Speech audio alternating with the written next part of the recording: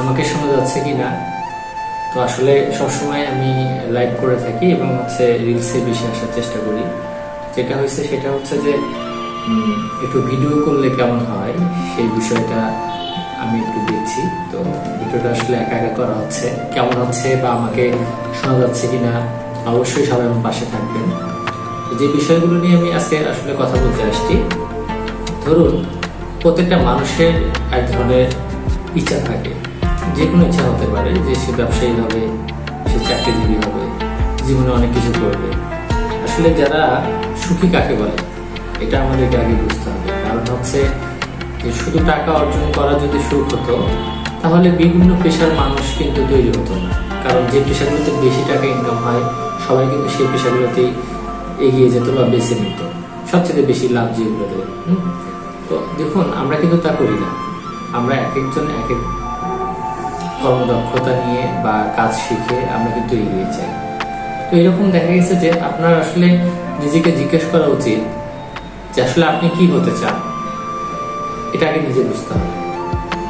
কারণ আপনার যদি লক্ষ্য ঠিক না থাকে, বিশেষ করে আমরা যেটা দেখেছি যে আমরা ধরুন যখন বড় হচ্ছিলাম, যখন আমরা পড়াশোনা শেষ করেছি, ঠিক ওই টাইমে আমরা কিন্তু একটা দ্বিধাদ্বন্দ্বের মধ্যে ভুগতাম যে আসলে এখন কি করা যায়। এবং এই কথাটা শুধু আমার না, এরকম কিন্তু ম্যাক্সিমাম যারা পড়াশোনা শেষ করেছেন এরকম কিন্তু অনেকের প্রশ্ন এখনো আছে। তো দেখুন এটা কিন্তু 1990 সাল না, এটা হচ্ছে 2025 সাল। তো এই সালে কিন্তু মানুষকে একটু আপডেট অবশ্যই হতে হবে, কারণ দেশ আমাদের এগিয়ে যাচ্ছে, বিশ্ব এগিয়ে যাচ্ছে, আমরা কিন্তু অনেক পিছিয়ে থাকতে পারি না। তো এই জন্য আমি যেটা মনে করি যে ধরুন আপনি একটা লক্ষ্য তৈরি করুন।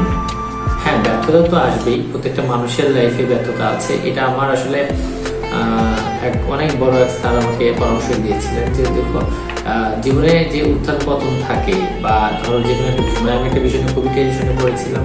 তো সেই টাইমে আমার স্যার আমাকে বলেছিলেন যে প্রত্যেকটা মানুষের জীবনে কিন্তু এক ধরনের কষ্ট আসে। হ্যাঁ, তো এই কষ্টগুলো কিন্তু খুবই ক্ষণস্থায়ী, আর এই কষ্টগুলো যদি আমাদের জীবনে না আসে তাহলে কিন্তু আমরা সেগুলো অবশ্যই শিখতেও পারবো না। বিষয় হচ্ছে যে আজকে যে বিষয়টা আমি তুলে ধরার জন্য আসলে ভিডিওটা করছি সেটা হচ্ছে যে ধরুন আপনি চাকরি করতেছেন বা আপনি ব্যবসা করতেছেন, আপনার ভালোভাবে চলতেছেন, খুব বেশি যে কোটিপতি হতে হবে এরকম না। আমি অনেকের সাথে আমার জানাশোনা আছে যারা অনেক বেশি কোটিপতি হতে চায় না, ওরা টাকা পয়সা মালিক হতে চায় না, জাস্ট তারা ভালো খাওয়া দাওয়া করবে, কারো হাতে কাছে হাত পাতবে না, এরকম একটা চিন্তা কিন্তু সবার থাকে।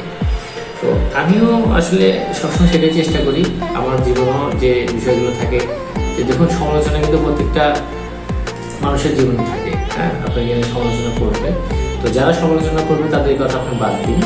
তো আপনি যেটা করবেন সেটা হচ্ছে যে একটা লক্ষ্য তৈরি করবেন এবং জীবনে এগিয়ে যেতে যে যে কাজগুলো আপনার শেখা দরকার, যেগুলো আসলে এই যুগের সঙ্গে তাল মিলিয়ে আপনি এগিয়ে যেতে পারবেন, এরকম কিন্তু আপনি কাজকে বেছে নিতে পারেন। কারণ দেখুন দিন দিন কিন্তু আমরা উন্নতি লাভ করছি এবং সে বিষয়ে যদি ধরা যায় যে একটা স্কিল আপনাকে শিখতে হবে যে তথ্য প্রযুক্তির যে বিষয়টা, এটা কিন্তু বর্তমানে